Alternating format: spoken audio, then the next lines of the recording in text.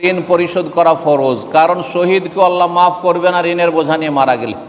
নবী সাল্লাল্লাহু আলাইহি ওয়াসাল্লামের হাদিস, ইউগফারুল শাহিদে কুল্লু যামবিন ইল্লা দাইন, শহীদের সমস্ত গুনাহ আল্লাহ মাফ করবেন, ঋণের গুনাহ মাফ করবেন, ঋণের বোঝা নিয়ে আল্লাহর কাছে চলে গেলে। যদি আপনার ঋণ পরিশোধ আপনার স্ত্রী না করে, আপনার ছেলেরা না করে, আপনার বাবা মা না করে, তাহলে কী হবে অবস্থাটা? এই জন্য নিজের ঋণ নিজে পরিশোধ করে যান। আল্লাহ হেদায়েত দান করে সব লোকদেরকে যারা ঋণ নিচ্ছেন আর দিচ্ছেন না। জি, কঠিন অবস্থা। জি, টাকা পয়সা আছে, ঋণও আছে, হজে যেতে পারবেন, তার কাছে টাকা আছে এতটা যেটাতে ঋণ পরিশোধ করতে পারবে।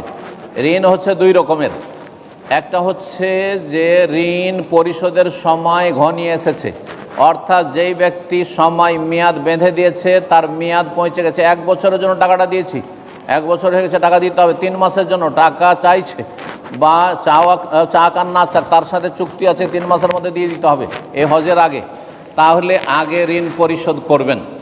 কিন্তু যদি দেখা যায় যে না, আমি 2 বছরের জন্য টাকা নিয়ে রেখেছি, প্রিয়জন আত্মীয় স্বজন অনেকে আছে, 2-3 বছর রাখো, অসুবিধা নেই, ভাই হজ করতে যেতে পারবো, তুমি তো টাকা পাবে, বলছে হজ করে আসো, অসুবিধা নেই, পরে দিও, তাহলে এইরকম ঋণগ্রস্ত ব্যক্তি হজ করতে পারবে, এইরকম ঋণগ্রস্ত ব্যক্তি হজ করতে পারবে।